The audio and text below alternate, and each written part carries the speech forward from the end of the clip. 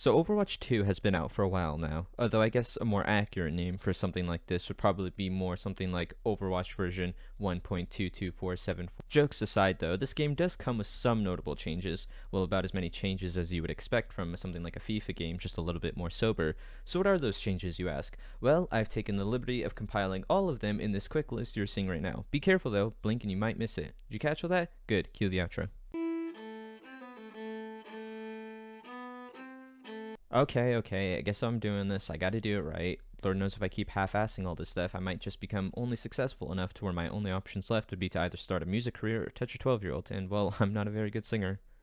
Let's get the most obvious thing out of the way that everyone notices from the get-go, and that's the fact that Overwatch has gone from a 6v6 to a 5v5, a change I'm surprised that I don't hate. Maybe it's due to the fact that I'm just so used to only relying on myself or my homies when I'm playing with them, so if anything, for me it's a perfect change because now my games go from a 1v11 to a 1v9, so with this change of reduced players, what are games like now?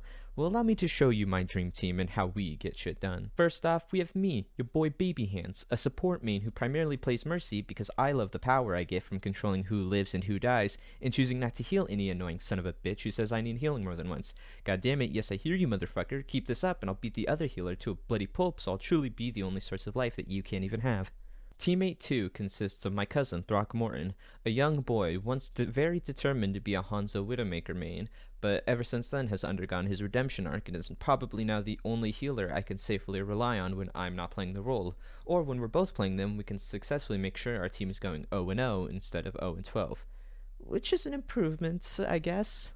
Bachelor number 3 consists of my 5'11 dominant male wife, Andre Nicholson, whose mains are determined solely by this tier list he made where he ranked the cock sizes of all the heroes in the game, and anything below B tier isn't worth playing, which I gotta say is probably objectively the best way to determine a main, as choosing characters based on what's meta instantly results in your penis shrinking by 5 inches with the only cure finishing this video. Those are the only two homies I got playing the game, so the last two people on the team are always just some randoms whose mains always seem to consist of fucking and stupid, but after 6 years I've managed to learn to keep my expectations low, so disappointment has really become a thing of the past. You would initially think that at least a 3-stack would be sufficient communication, at least enough to win most games, but unfortunately Throckmorton's mic has enough echo to be legally considered a speech jammer, so communication with our team is typically limited to fart jokes, racist comments, or unbridled rage directed at the first person who opens their mouth. Actually, If you couldn't tell it. Shut the fuck Actually, up. if you stick the barrel of a gun in your mouth just right and pull the trigger, you fucking die. Oh, my parents are just at home. Sorry, I'm a liberal, I don't believe in guns.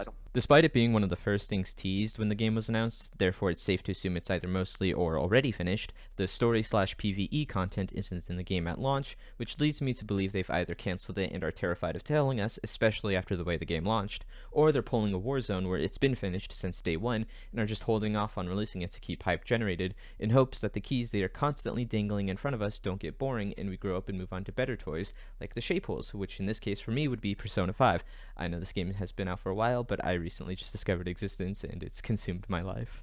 A lot of heroes in this game have been reworked from Overwatch 1 to Overwatch 1.5, and by reworked, I mean they either had small numbers tweaked, were put on Suicide Watch, or actually had significant reworks. Orisa went from an average hero who wasn't really in the way that often to a complete dickhead by twirling her pole to negate damage on top of her ability that makes her take reduced damage, and that's not even accounting the fact that she could be getting pocket healed as well, and it really just makes me want to slam my head into a fucking wall, which unironically is what fighting this new Orisa feels like. I am exaggerating a little bit, she's not overpowered, but I thought Orisa was fine before, why was she the one that needed a rework?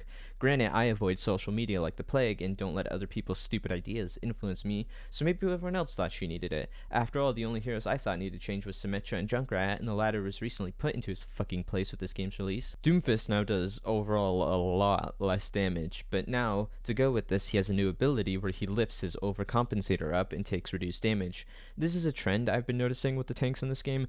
The devs clearly want to make this class more tanky and are working to give all these heroes shield-like abilities. It's like they saw the For Honor devs decide that every hero needs a bash and dodge attack and told the hero designers to write that down. I'm not against making the tank class feel more like tanks, but I am against all of them playing the exact same. I could be overthinking this though, and that maybe that's not their plan at all. The new tank Junker Queen doesn't have a shield ability per se, but she does have an ability that gives everyone around her temporary health, which I thought was odd for a tank to have. I feel like that would be more fitting for a support hero, but it's likely a dev came up with this after Kiriko was already finished and didn't want to scrap the idea completely. Oh yeah, Doomfist, we were talking about him. He's fine, I guess, weaker than he was in the first game, but I'm okay with that. He and everyone who played him during that time were what I can only describe as skid marks, and watching old Doomfist main struggle to make him work fills me with sick satisfaction. In this part of the video, I was going to talk about how I thought that Bastion rework was neat and a breath of fresh air from the original version, but right after I finished writing it, Blizzard had to temporarily remove him from the game as his ultimate was bugged and he was able to fire way more mortar shots than he was supposed to, so now I think he's in the best state he's ever been. No Bastion is past Bastion if you ask me, and now I'm starting to petition to keep him permanently removed from the game and put some sort of badge on people's profiles saying who was a Bastion main so we can all point and laugh at them. Of course, this will also include a no refund policy because I think that would be funny. I was going to include a joke here about sexually assaulting women for McCree's change, but it tied into the Bastion part and I had to rewrite that, so here's a funny meme that I found. His flashbang was replaced with what I think is a regular grenade, but it also sticks. I don't play DPS, so I wouldn't know this. I'm sure he's fun though, as Mr. Nicholson plays him a lot, and he's better than 90% of the DPS I get anyway, so it must be good. Along with all these Nito Burrito hero changes, each class also got these role-specific passive abilities that I didn't actually even notice until a buddy pointed it out. The only one you'll actually ever really notice the effects of is the healers, which gives them passive health regeneration, which I still didn't notice because I play Mercy, and she had this passive effect in the first game, only it was better then. While I've only played Junker Queen and Kiriko, I've enjoyed them both thoroughly and don't think there'll be anything game-defining, though there is an elephant in this room that I think should be addressed, and that's Kiriko being locked behind the battle pass. Everyone pretty much agrees that this is fucking stupid, especially since Blizzard plans on expanding its competitive scene, though it seems she can't even be used in ranked period, and at that point why the fuck even lock her behind a paywall?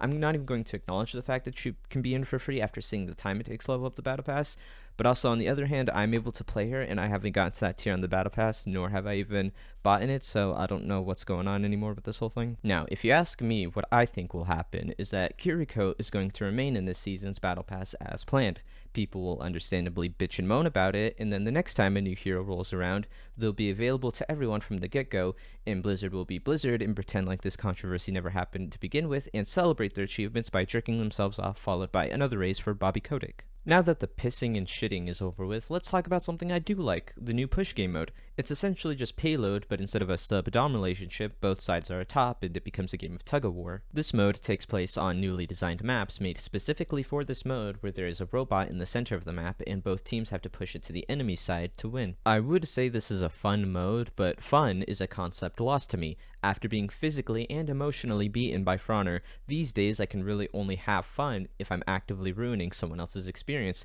which is thankfully easy to do so long as you trust the actual objective play to your teammates. I can't do that. I can hardly trust them enough to watch over a glass of water, but hey, at least I can make one enemy rage quit before my win-loss ratio went into the negatives. There are smaller intricacies to this mode that I could explain, but that sounds tiresome and that's not what you're here for, so instead I'll show you another meme I found from the good old archives. This is probably a part I should have put in when I was bitching and moaning about Kiriko, but I suck at segue so much I didn't even know it was spelt like that. Yes, this game's monetization is rancid. It's not Valorant levels of rancid, but it still smells like the trash cans next to the gas pumps. Now allow me a moment to put on my tinfoil covered MAGA hat because I'm going to tell you why I think these prices are retarded high, though it's probably not as wild as you might think. I think these prices are intended to be super high so that no one will actually pay for them and instead flock to the battle pass thinking they're getting a good deal, even though it was Blizzard's plan from the beginning to get everyone to buy it, making their main source of revenue, with only a small number of brainlets actually paying $20 for a single skin as a bonus offering for Daddy Activision so they can have enough money to launch Modern Warfare 2 with 13 maps instead of the planned 12. Honestly though, why the hell do they withhold maps like Shipment from the launch of the game? Everyone knows they're making it, and odds are the map is finished when the game is even released, so why even add it later? Same with Warzone 2. This is Activision's big moneymaker, yet it's not even releasing till a few weeks after launch. I know this is off topic, but I just wanted to get that off my chest real quick. And if you're one of those people who don't plan on spending money on the game and want to grind enough Overwatch coins to earn this that's a stupid name, to earn the skins, well, tough shit, because according to this Reddit post I found, so you know it's legit, it'll take a player around 8 months to earn enough currency to buy one legendary, or 10,000 if you got the money to spare. I am giving Blizzard the benefit of the doubt with thinking future heroes will be available for free after what happened with Kiriko, but I honestly don't see a future where this changes. They're going to attempt to gouge you for every dollar you're worth, and while I tell you not to fall for the predatory shit, I can't control how you spend your money, and if you think this shit is worth it, you do you, homie. If you do not learn from history, you are doomed to repeat it, and what I mean by that is Overwatch's complete and utter lack of progression. Allow me to direct your eyes to a similar live service game whose life support might as well just be one dude siphoning gas from a tube and Motherboard feeding it to them in place of an IV drip. Halo Infinite. One of Infinite's many, many problems is its complete lack of personal progression. There's no rank to level up, no challenges to complete for some sort of reward, nothing in general to show off to other players. There's only the paid battle pass, and Overwatch 2 is repeating this mistake. It completely removed the personal rank from the last game, and the closest thing to progression this game has are these weekly challenges for the currency, but as stated earlier, it'll take you far too long to accumulate enough that it's just not worth it. So what does that leave? Well, you guessed it, it's the fucking battle pass. You could argue there is still some form of progression in the competitive system and its associated points used to earn the golden guns, but I think somewhere along development someone let Joe Biden get a hold of that section of the game, so I think right now it's just best to hold off until 2024. In the end, is Overwatch 2 worth playing? Well, its one saving grace is that it is free to play, so the most you can lose is just some of your time. Personally, I enjoy it. I'm not a huge fan of multiplayer games to begin with, so maybe my standard for a good PvP game is just super low. Yes, there are scummy business practices, but I think the core gameplay of Overwatch is really good, and thankfully none of Blizzard's monetizations really get in the way of that. This is pretty much the end of the video, but before you take your meds and have me disappear forever, I wanted to bring up that Kiriko animated short Blizzard recently released. The animation and action were really cool and fun to watch, as they always are every time, but holy shit was that some of the worst dialogue I have ever heard. It felt like I was watching a Marvel movie, but I think it was somehow worse, because at least Disney can try to space out some of its bad jokes to make them easier to watch, but every word that came out of a character's mouth in this video just made my brain lose a wrinkle. What? No one threatened the Hashimoto! Wait, I don't want to get kicked in the face. I'm gonna call for backup. What the f? Junker Queens was no exception either, constantly talking to herself in the audience with a "you're probably wondering how I got in this situation" attitude really just ruined the whole thing. They're just lucky the characters make me unreasonably horny, otherwise I would have clicked off within the first 30 seconds. Do you remember the Dragons trailer, when it seemed like they actually had a story for these characters in mind and actually knew how to create a tone that fit the said story? The action is still just as good, but it feels like they're trying to ride the modern trend of quirky, relatable characters, and I fucking hate it. I still watch the Dragons short to this day because it's an absolute banger, but I don't think we'll ever get anything like it again. I feel like the game is trying to go down this Fortnite, if we do everything, everyone will play our game, and I have to remind people that Fortnite is lightning in a bottle. Let's not forget the fact that Fortnite was more or less a blank slate with no story or lore, so they could virtually add anything in the game. I mean, they kind of had a story, but nobody knows what it is. Overwatch already has a story, it has recognizable characters, and gameplay that directly complements those established characters. As much as any game dev wants to be, there will never be a game like Fortnite ever again. The best they can do is create something unique and hope people enjoy the things that set you apart, instead of trying to chase every trend that's popular. After all, a trend is only created when someone does something unique that's different from everything else.